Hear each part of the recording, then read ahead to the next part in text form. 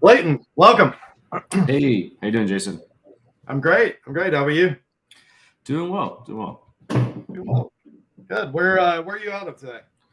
Right now I'm in Salt Lake City. I'm Nice. doing a nomad year though, so sort of trying out a different city each month to figure out where I want to be long term. Oh, that's fantastic. Color me jealous. I love to travel, love to bounce around. I haven't gotten to since becoming a parent, but right now my wife's and I's plan after we get the girls off to college is to buy a sailboat, spend a few years sailing around the world, and then pick a place Central South America to settle for quasi retirement. I don't know that I'll ever fully retire, but Well, that does not sound like a bad plan at all. I'm excited about it. I shared that as a bucket list item with my wife, and she was like, "Count me in." I was like, "Be careful saying that. I will hold you to it." But anyway, I digress. Welcome to Outbound 2.0. Excited to have you on board, Clayton. You've got a exciting career behind you. Was looking over your CV and LinkedIn profile, but give the audience a quick rundown on background, and then we'll jump into some of the product marketing, product led side of things that you work on. Yeah, for sure. So over 10 years of marketing experience, got my start on the growth marketing side, initially in a marketing agency, spent some time at Twitter on their sales team, was at LinkedIn, which is was at High Five, which is a video conferencing hardware software startup that's acquired by Dialpad in the growth marketing side. And that's actually where I ended up making the transition to product marketing. Found that I just find the role more engaging to sort of be working with lots of different people inside the organization is always something to sort of keep you on your toes as well. New products, messaging, positioning, all that jazz. Spent some time at LinkedIn and product marketing teams there. And then also did some sort of head of marketing roles at early stage startups, which allowed me to do a little bit of sort of both of these sides, growth marketing and product marketing. And now I'm doing some consulting and contract work. Awesome. Like I said, that is a extremely interesting career path on that side. We've got some funky stuff going on with your camera. It's creating a very interesting effect, but I don't know if you can see that on your side. I can't. I don't know what I would do. Let me try to go off and. Hey, there we go. Is that better now? That fixed it. I have never seen anything quite like that, but glad that fixed it, repaired it. So before we get into some of the things that we had planned to talk about, tell me a little bit about the transition. You mentioned that it seemed more interesting on the product side, but what really drew you to that side of it? What are aspects of it that you particularly enjoyed? Yeah, I think one, I've always been sort of a tech nerd a little bit. So, and both for sort of general tech, but also at the companies that I'm at, been more interested in sort of what is the product and how do we build it? Why do we build it? Even when I was at Twitter on the sales team there, I was one of the people that was more interested in actually what is the product and how do we sort of get the most out of it? What are the latest and greatest features the team's coming out with?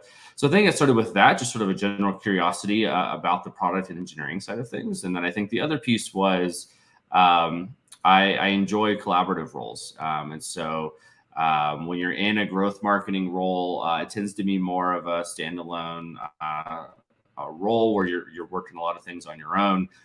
It also sort of at the beginning, there's a lot of low hanging fruit. It's really exciting. We can make big improvements. And eventually it starts to get where there's not as much for us to do. And I think I get less interested when we're under the sub 10% improvements to conversion rates or click rates or whatnot. Whereas on the product marketing side, like I said, it's always something new. We're always launching a new product. We're trying to go after a new audience, or we're getting insight from sales on new messaging we need to try out. Sort of keeps me on my toes a little bit more. So I get that collaborative piece and sort of the always changing and new challenges, which is interesting to me. Yeah, I totally get that. I mean, my first B2B SaaS company, we were a very, very high velocity, B2C type model, PLG, self-serve. I mean, almost everybody was Yeah. low to no touch, put their credit card down, come start a free trial, 20 seconds Salesforce OAuth and you're off to the races type thing. And, we were doing 2,500 plus trial starts a month by the time I left. And so 90% of what we did from marketing demand gen, side of things was product marketing. We were the product for all intents and purposes, and it was the most tightly tied into product that I've ever been in my career. And I definitely have missed it subsequently, where I've been more distance from it. And, all the way to the last company I was at, Astronomer, where we were doing, data orchestration. It was like, I don't write Python code. I will never be eating our dog food and an end user of this product. Yeah. And so it's, it was very interesting being that divorced and that far from it and trying to do that versus where I really started. So I totally get all of that. Yeah, it's also, I think for me specifically, having the mix of growth marketing and sales in my background, I think makes me a pretty good product marketer, I'd like to say, especially on the B2B side, because I understand those other roles and the teams I need to work with and collaborate with, which I think building strong relationships with obviously marketing, but also sales is super important for product marketing to be able to be successful as well. So I think that's that experience has definitely helped me and shaped how I do product marketing too. Absolutely. So not all organizations, not all tech companies actually divvy out or separate out product marketing from these other roles that we've mentioned. What's your take on that? Are there certain products, certain categories or certain go-to-market motions that make that more critical or not? Or do you think that's something that, we all really should be, carving out as a thing? Yeah, I think there's, even if they don't break it out, there's always somebody thinking about it. And so, for instance, when I first joined at High Five, so High Five was about 75 people when I joined. And there wasn't a product marketer when I joined, but the CMO was essentially the product marketer, thinking about how are we going to position ourselves in the marketplace? What's the messaging on this website? All of those sort of things. And basically, we ended up hiring initially a sort of part-time contractor to start taking these things on, especially as we wanted to do more customer and prospect research to get insights from the market. We wanted to do more competitive, trying out the competitor products, all that sort of stuff. So I think it isn't a role that you tend to hire for, and probably your first 3 roles. You're going to hire somebody who is a maybe like myself that's able to do a little bit of everything. Then you're going to probably have someone on the growth marketing side, but you're going to need somebody that's thinking about these pieces because it is really you can't run an advertising campaign if you don't know who your audience is, if you don't know what you're saying to them. You can't build a website without those sort of pieces in place as well. So you're doing it, whether or not you have somebody specialized in it who's really good at it. You have to do it, and in some capacity. So I think as you grow and you just have the headcount where you can have someone focus on it, I think that tends to be better.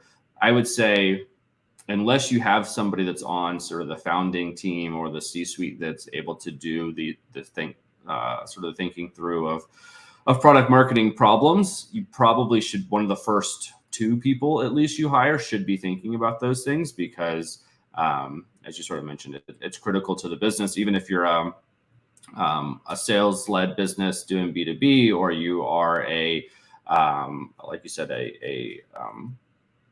free trials and everyone comes in on their own.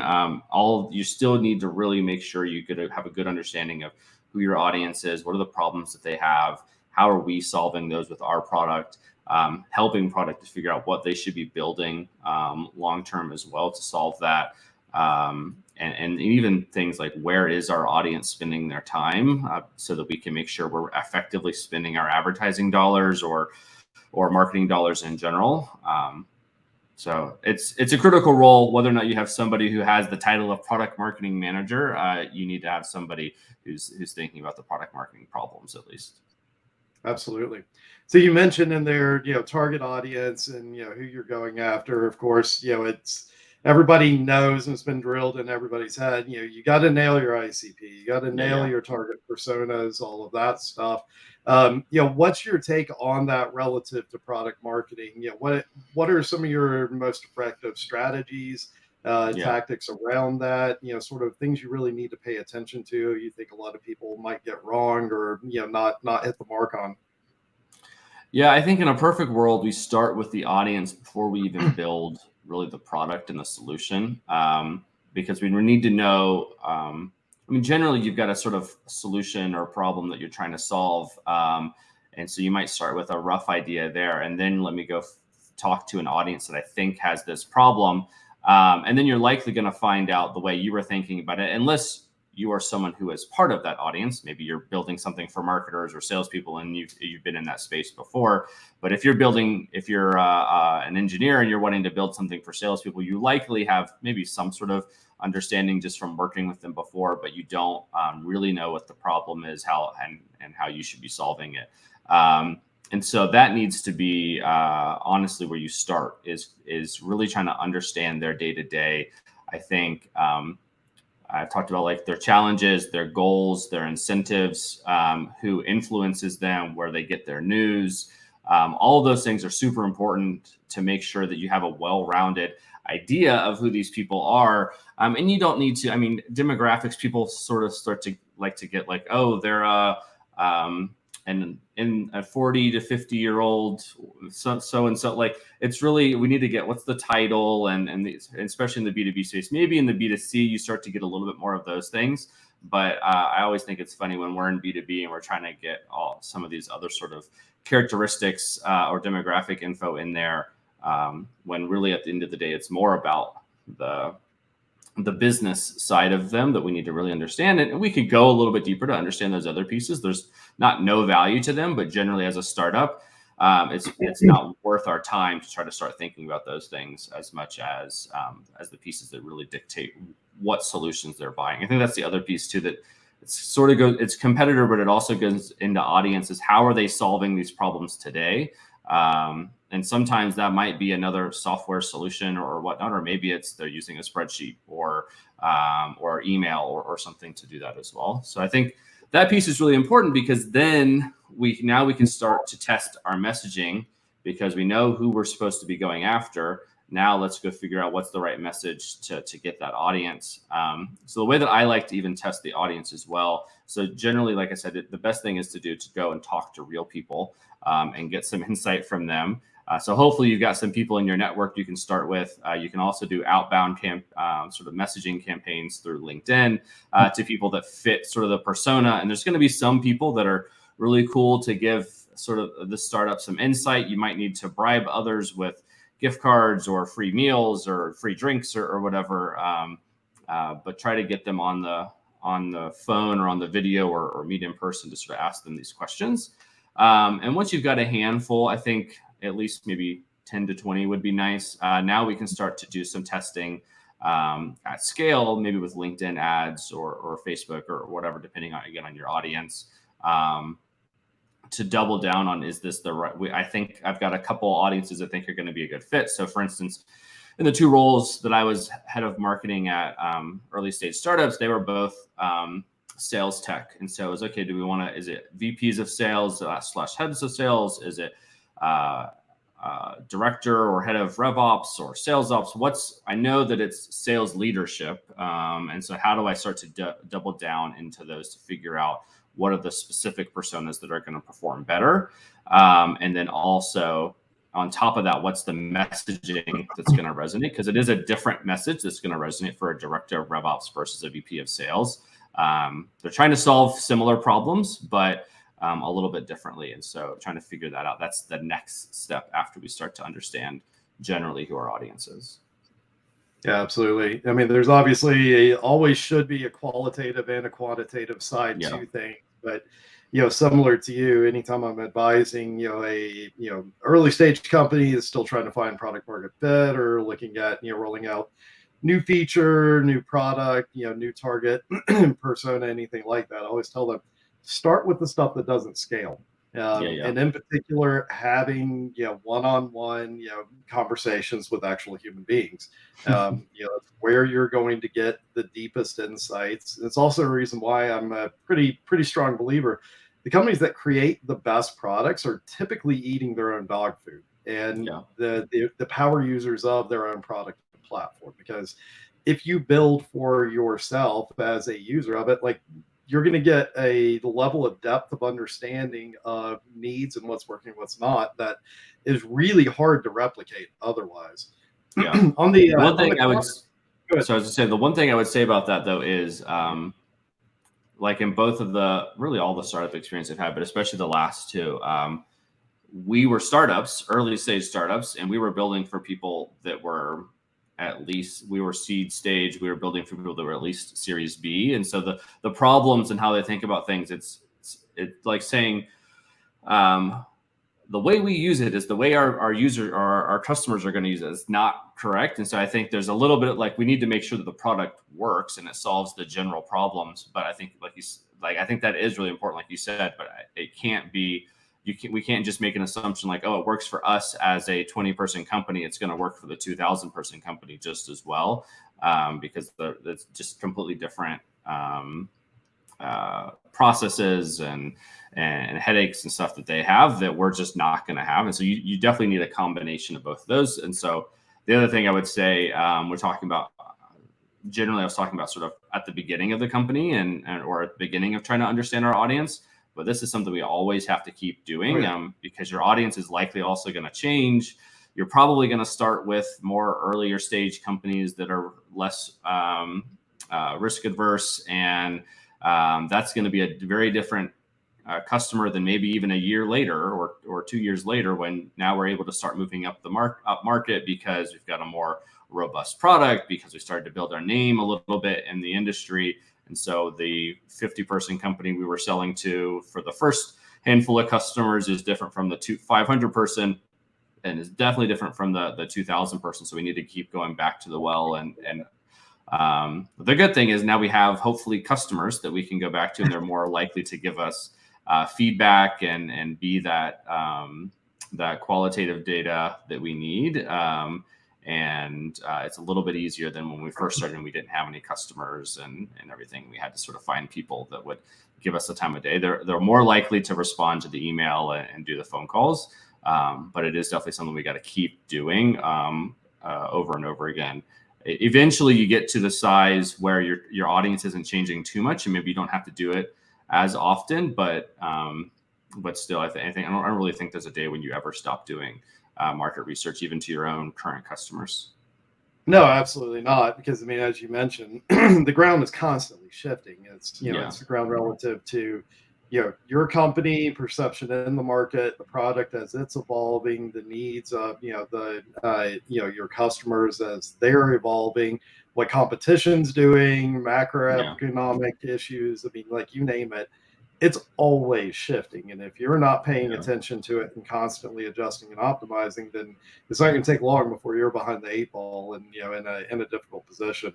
And 100% agree with you that, like, you can't always be the ones eating the dog food and being able to say whether this is a fit or not. And you definitely don't want to try and force that if it's not a fit. But if it is and you can do it, absolutely make sure you do it. Like, I've consulted with, advised, whatever, many companies where, like, that was absolutely something they could and should be using internally, and they don't. Like, alarm bells go off when you see that. It's like, really, you're not even using your own product here, when you absolutely could or should be doing it. That's a giant red flag whenever you do that. So on the quantitative side, you mentioned some strategies as far as, like, being able to test some messaging, doing some things to sort of at more scale.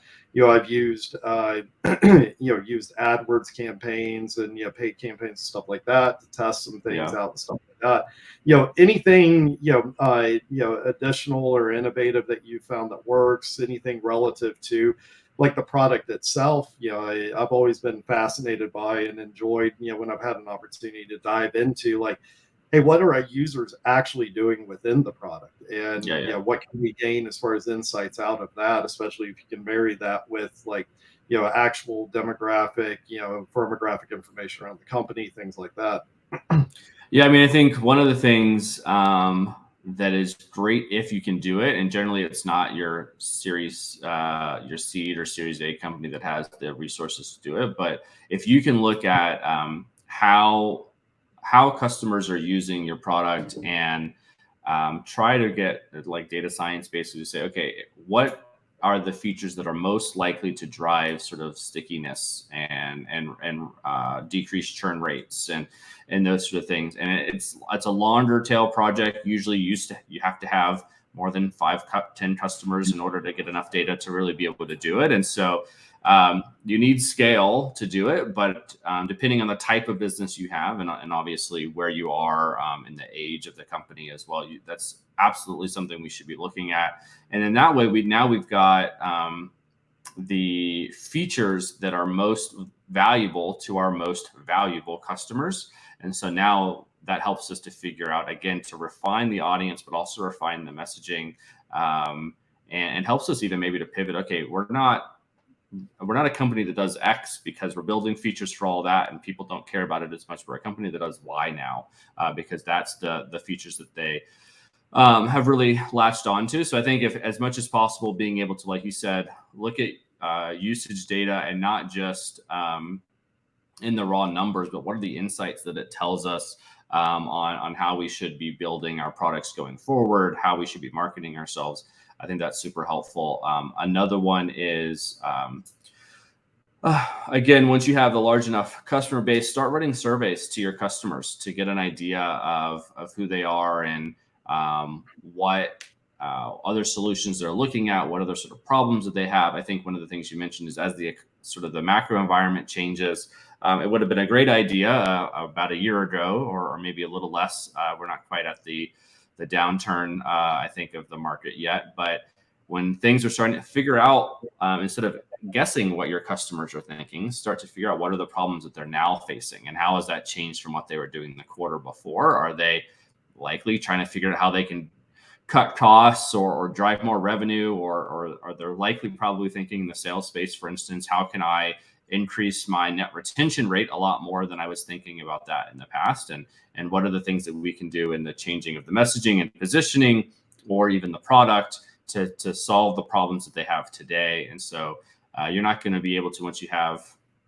150 plus 100 plus customers, be able to talk to everybody, but we can start to send out surveys. And again, if we can incentivize with a gift card or whatnot, we'll get a relatively high response rate to that. I think the other reason that those are helpful is sometimes, depending on, again, on your business, you might have a buyer audience, which is obviously your most important audience, but then you might also have a large user audience that we also need to understand how maybe who they are and what their day-to-day is. And so being able to do surveys to them, because you're likely your sales team's not talking to them, your customer success team isn't talking to them because they're not the buyers, but they are a super important audience for us to really understand as we're building the product, as we're building education in the product. So I think those sort of things, looking at product usage data and gleaning as many insights as we can from that. And then also, can we use surveys to get other sort of data pieces on the quant side can be helpful. And it ends up being a sort of never-ending cycle. Now we have this data. Let's go and talk to people about that data, just to sort of add color to the quantitative data with some qualitative pieces as well. Yeah, you always go back and forth. Like, you use the qualitative to give you insights, both as far as what you saw in the data, but also to give you insights into what to go look for in the data. Because, I mean, one of the hardest parts when it comes to analytics oftentimes is surfacing the interesting things to go take a deeper look at.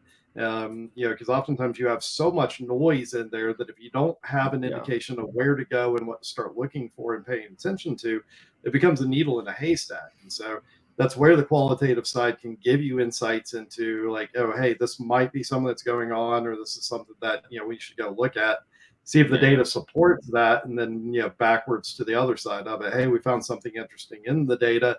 Is this explainable or supportable based off of the the qualitative conversations that we can have? One thing on the product usage side of things, this was surprising to me, but after looking at it, it sort of made sense. But interested to hear your take and whether this has been your experience. But that in general, new features should be created and rolled out for net new users, because driving adoption of net new features in your existing user base is generally a really heavy lift, which, at least in my experience, has made trying to determine kind of what's sticky, what's not, without adding a layer of sophistication around like cohorts, around when people joined, or when people started becoming a user, difficult to do relative to that noisiness that's created whenever, based off of when new features were rolled out, and how much exposure they had to it prior to. Has your experience been similar around that, or have you had different? I think so. Most of my experience has been more on the B2B side. So I think, and I think that's probably true more for B2C, where you don't have the, correct me if I'm wrong on sort of what you're thinking as well, where you don't have the boots on the ground that can give you the insight into why. Because what I think about when I think of like for current customers is when we're at High Five, for instance, in the video conferencing space, they might buy when they're a smaller stage startup, and then they might start thinking about churning because we didn't have the things that allowed them to do sort of all hands meetings once they got to 1,000 employees or whatnot. And so there are definitely features that keep people from churning. There's also things that we did that would be upsells for them. Okay, now we don't just do video conferencing. Now we also do audio conferencing. And so I think it's definitely a balance of both. I think you need to think about, obviously, a lot of these features also helped new customers come in. So we weren't building things that would only be, hey, we got to make sure we keep the current base that we have. We got to be doing both, but there were absolutely most of the features that we were building would help to keep them from thinking about, hey, I'm going to go somewhere else, because it's such a competitive space in the video conferencing area that, and I think the funny piece is that people, I don't know what it's like today. I'm assuming it's similar for any new players that are trying to come to the market, but they don't like WebEx, they don't like GoToMeeting or what have you, and maybe they don't even like Zoom, but they want the new thing to act just like the old thing. They want to have the same feature set, and they're not going to go find this new product that doesn't have the 1,000 features that WebEx has been building for the last 20 years or so. And so that was the other thing that we had, is we had to build differentiated features, but we also had a long list of table stakes things that, especially as our customers got larger, they wanted more and more of those table stakes features. And so I think it depends on the market and whatnot on sort of, I think, if that's the case. Now, if you're already basically you built a product that fully solves your current customer needs, and they're not sort of, there's no competitor out there that's got 5 more features than you that they're thinking of switching to because it's got those features. I think that's right. You should be thinking more about, okay, we've pretty much solved the problems of the customers we have today. Now let's go and try to solve the problems of the next customers, and not think about how do we drive deeper adoption. If we're getting enough adoption from our current customers that they're going to keep around, then we don't need to be thinking about making it more and more and more sticky. We need to be thinking about the next people. Yeah, don't get me wrong. I'm not saying that you shouldn't try and make things that are more sticky, or try and make things that are going to address things that competition's doing, or giving people a reason to jump. I was just talking about my experience, and in talking to other product leads or product marketers. It seems to be a fairly common experience. Trying to drive adoption of net new features into existing established user base is usually an enormous lift and challenge. And so you'll see adoption of those new features lag way behind adoption of those features relative to net new people coming into the product. Because what you'll oftentimes see is they'll the people that are in there and already used to using it and stuff like that, they've got their established workflows. They've got their established things that they're doing and things that you're used to. And so oftentimes they're not aware of the net new features that are rolling out. If they are, they haven't had time or bandwidth or motivation to go dive into them and stuff like that. And so just alluding to some of the complexity in that quantitative side of things of like different cohorts relative to when these things are rolled out are going to behave very differently relative to Yeah. those. And so if you're just looking at across your entire population of active users within it, that data is going to get a little wonky in there on you. Yeah, I think that as you were thinking about that, I think that's true again as the company gets larger and older and your customer base gets larger and older. I think I felt more of that at, say, LinkedIn, for instance, where we had a very complex product and we tried to add something new in, and there's already so many things that people are doing on the platform. And it's also difficult because there are so many different types of people that use the platform that we can't market every new feature to all the hundreds of millions of users because it's not going to be relevant to all hundreds of millions. It might be relevant to 2 million, which is still a really large audience. But how do we find those right people in sort of the haystack that is all of the LinkedIn users?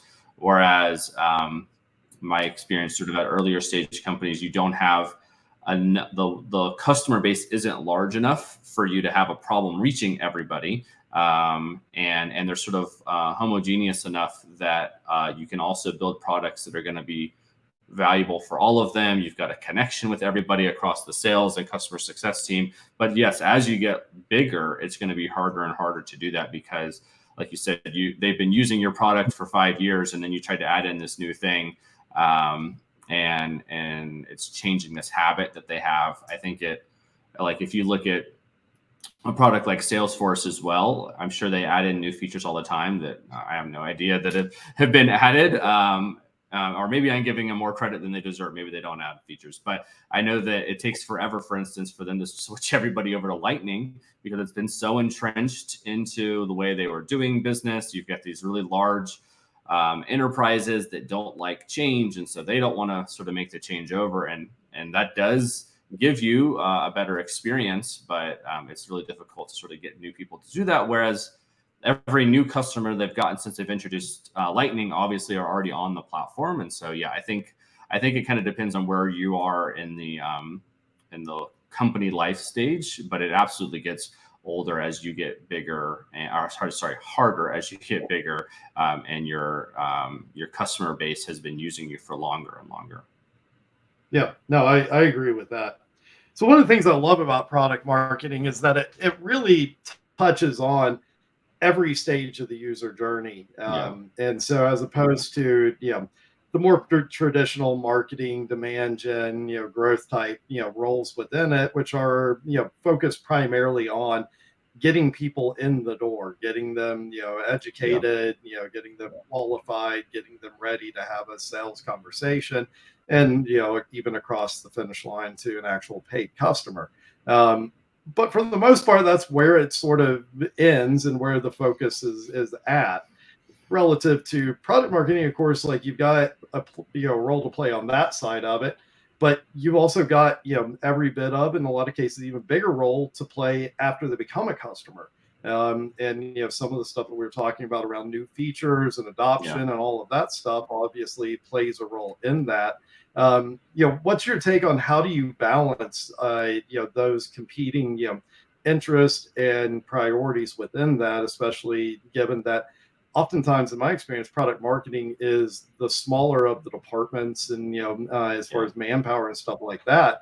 And so, whenever you're looking at having to serve multiple different functions within that user journey and points within that with a smaller team and even smaller budget in a lot of cases, how do you balance all that? Yeah, so I think the first piece, how do you figure out where to focus your time? I think that depends a lot on what's important for the company. So for some companies, they don't have a churn problem maybe, or they're so early that they really just need to be driving net new customers, and that needs to be everybody's focus because that's where you're going to get the most growth. Maybe with other companies, they excuse me, they have a problem. Okay, we land the customers, but then we can't get them to use the product as well as they should. And so we maybe that ends up resulting in churn, or maybe the way we drive, we charge is based on usage, all those sort of things. So we need to be We don't need help focusing on the net new customer. We need help focusing on driving adoption and onboarding of these customers. Maybe it's we've got a good customer base and now we want to sort of upsell them. So the way we do business is we land and expand, and we need help with the expand piece. How do we get them to, obviously onboarding is one piece, but now how do we get them to understand the value of this next sort of add-on feature and help to sell that and market that. So I think it depends a lot on where the problems are, where the opportunities are in the business. And I think to your point, product marketing needs to do a lot of prioritization. Even within, if we were to say we're going to focus on onboarding, there's a million things we could obviously be doing there. And so we need to start focusing on how do we prioritize those pieces, whether it's product or email campaigns or in-product campaigns. Where are we spending our time to drive the most adoption?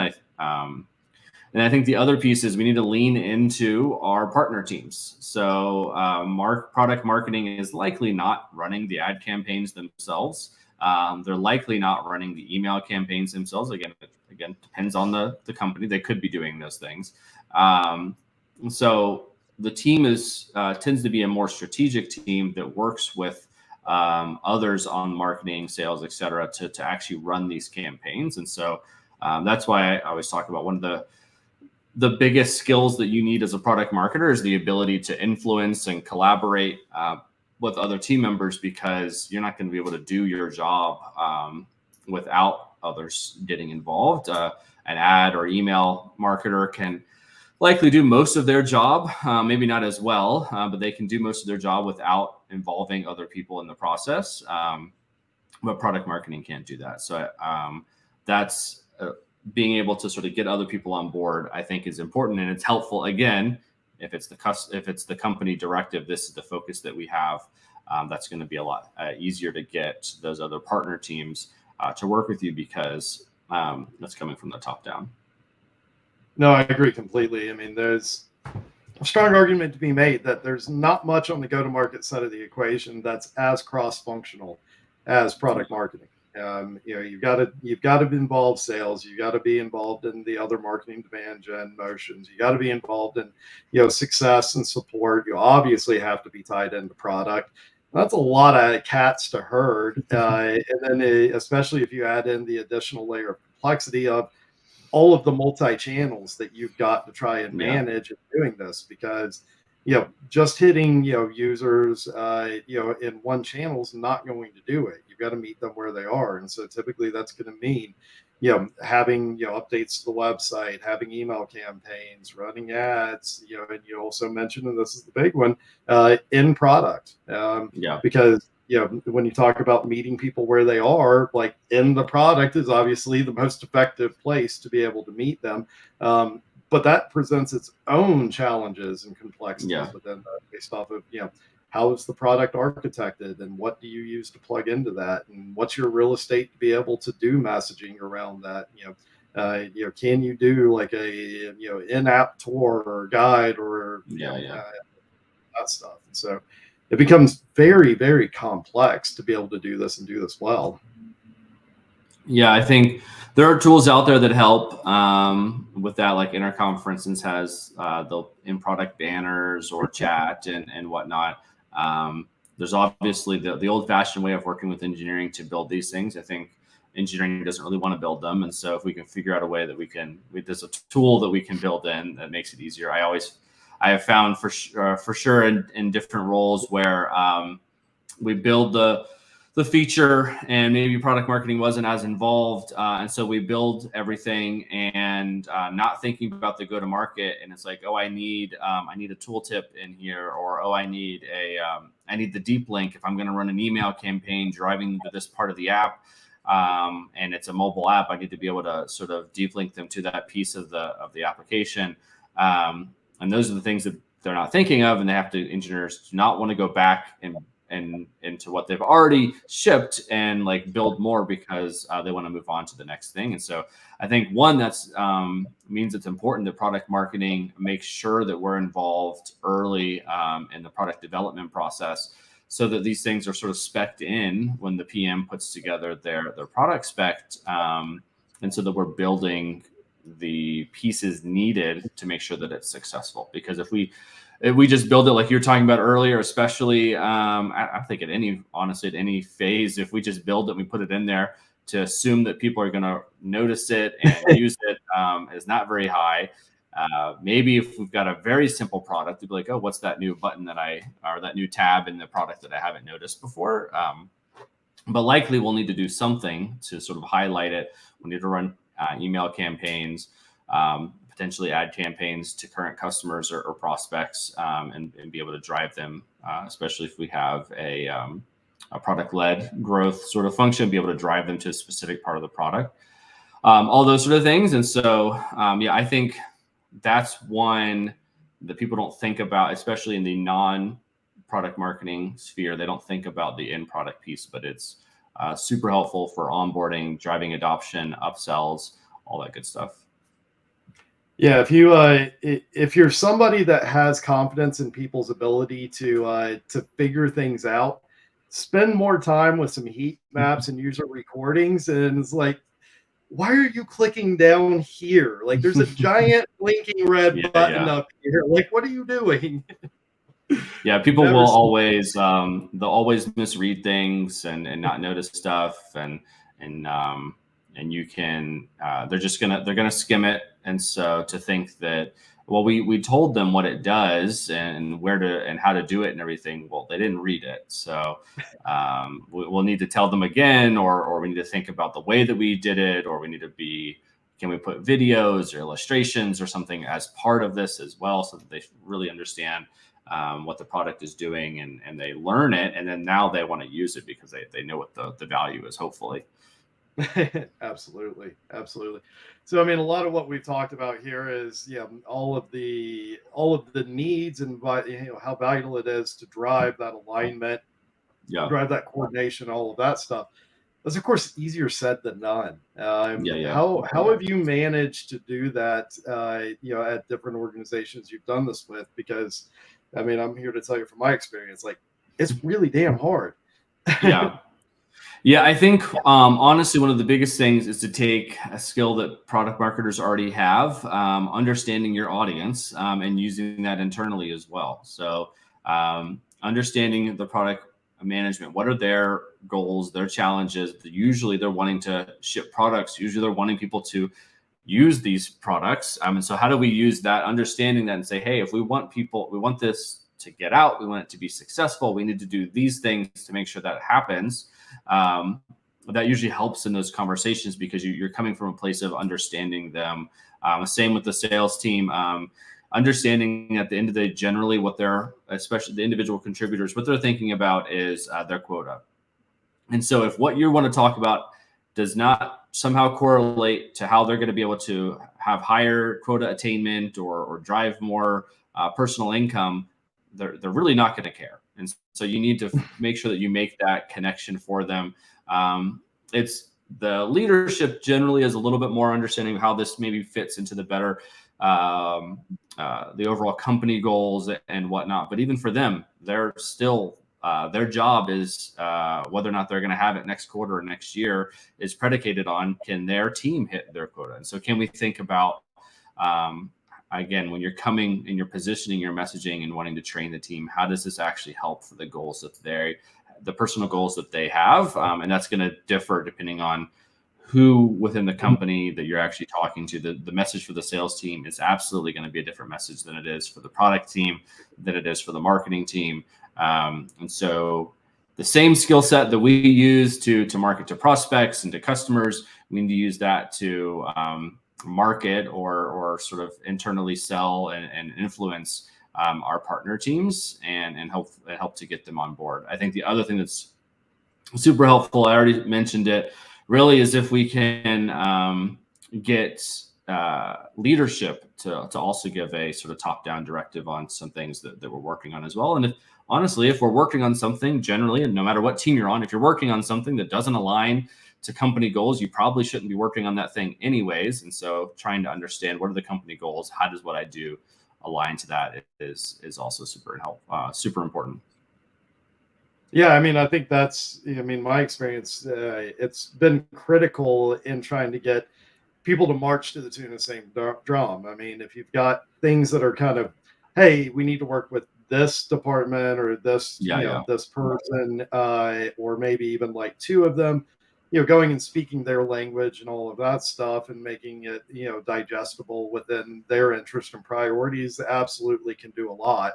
But like we talked about, oftentimes, especially on the product marketing side, it's bringing multiple different, five, six, as many as roles, priorities, stuff like that together. And yeah, as you add that, you add complexity. And so, in order to deal with that, in my experience, it's mostly taken, trying to distill that down to what are the common priorities that we have. And, yeah, ideally, even as if you can get it down to like a single North Star metric, everybody's trying to optimize against and move towards.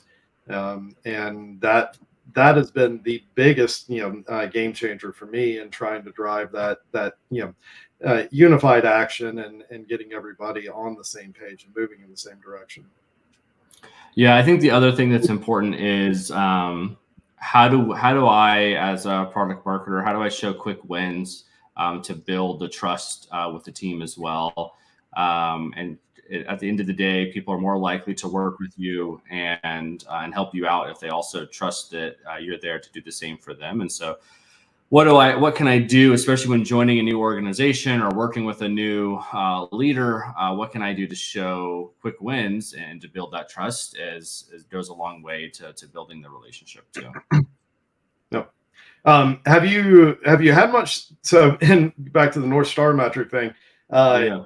that sounds great, and and it's pretty easy to understand why that would be useful, where everybody's trying to optimize for the same thing.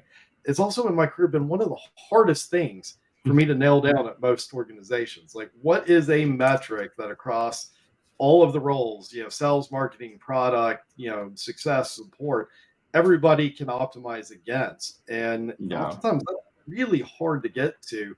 Do you have any strategies for how you can try and get to, if not a single, a handful of metrics that are shared across as much of the organization as possible?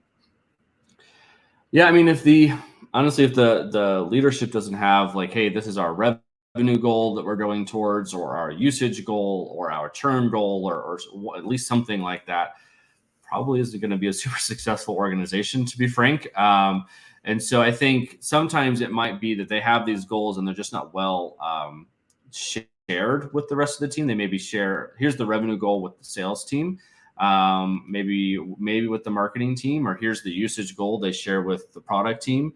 And so I think it's more about how do we make sure that those are shared across the organization, and then, like you said, that everyone's marching the same way. So for a revenue goal, sometimes teams feel like, well, that's the sales goal. That's not, maybe it's marketing's goal a little bit, but that's really the sales goal. But no, at the end of the day, we need to make sure we're also building products that help us to drive more revenue too. If we think that we are losing deals because we don't have X feature, then how do we go and build that feature so that we're winning more of those deals? Or are we, the product experience is confusing for users, and so new users aren't onboarding very well, and so we need to be changing that. So it isn't, I think that's maybe the misnomer that we sometimes have, is that some of these goals are only for certain teams, but we need to figure out, as a collective company, how does each team, and then hopefully each individual, what am I working on that's going to help to drive this goal? Usually the company has some sort of revenue goal in order to be able to be successful. And so how do we make sure that that is distributed to the whole organization, and then start to build? I think the first step in this process, as well, is we have to build the company goals first, and then what are the sort of individual team goals that ladder up to those, and then what are the individual goals that ladder up to those team goals.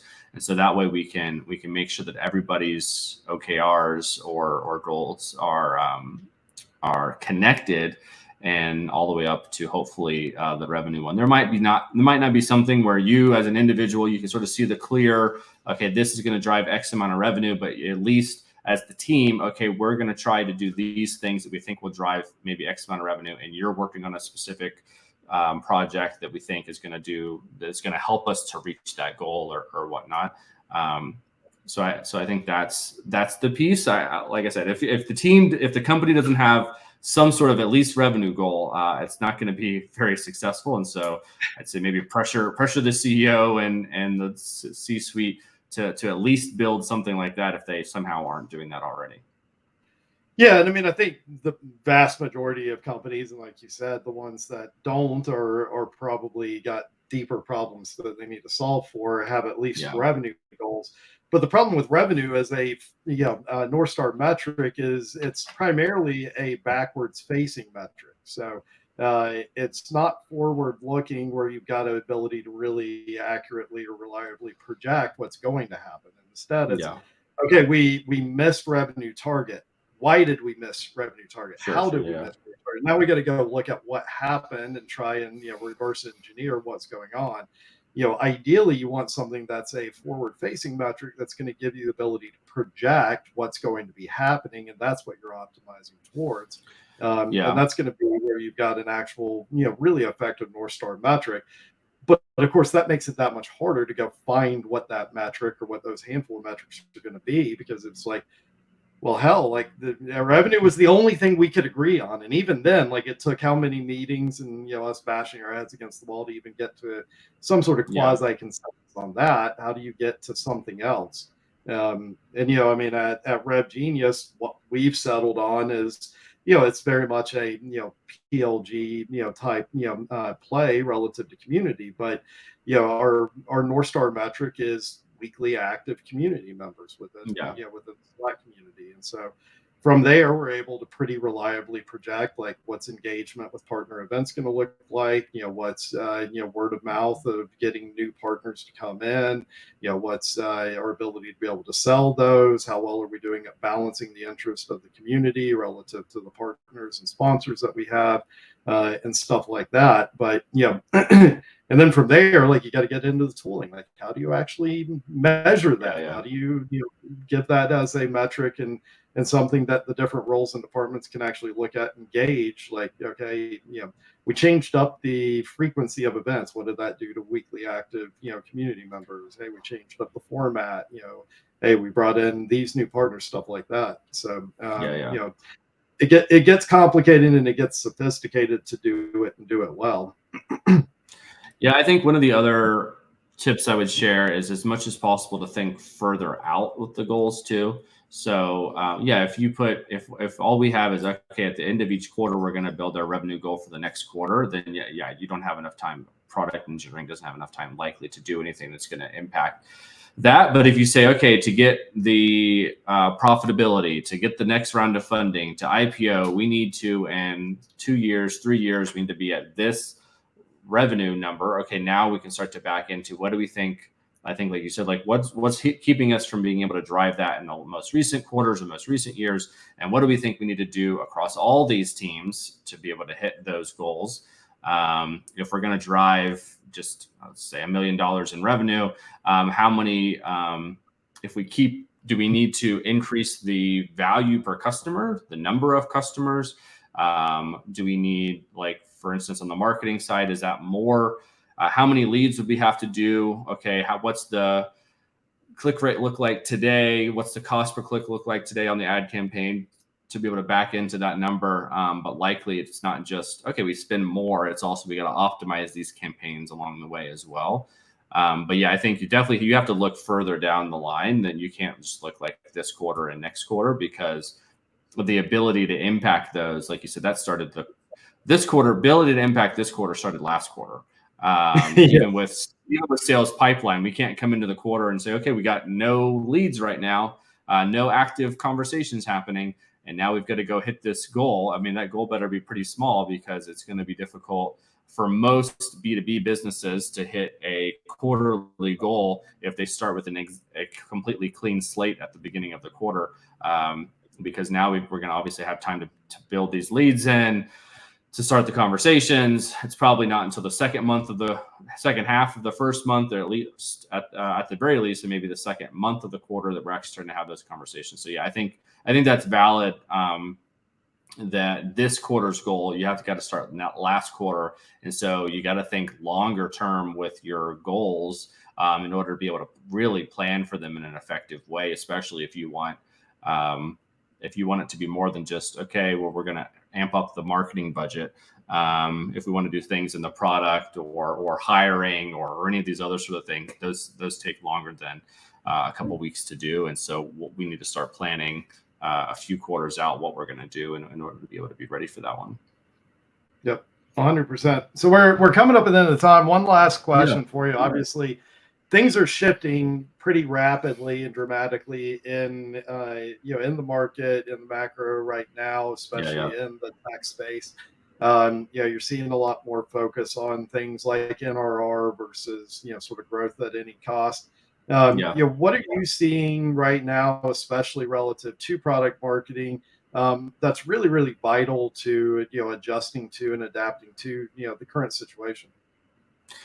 Yeah, I think in some aspects, product marketing is becoming more important because we can't just spend our way to our marketing goals as much. And so we need to be more focused with, say, advertising campaigns or just the number of projects that we're running. And so sort of bring it maybe full circle back to the audience. We need to make sure that we're targeting the exact right people so that we're not wasting our time, wasting our money with people that just aren't going to convert and they're not going to be the right audience for us. Even to some extent, we don't want to be sending leads to the sales team that aren't going to be good leads, even if they make it to the phone call.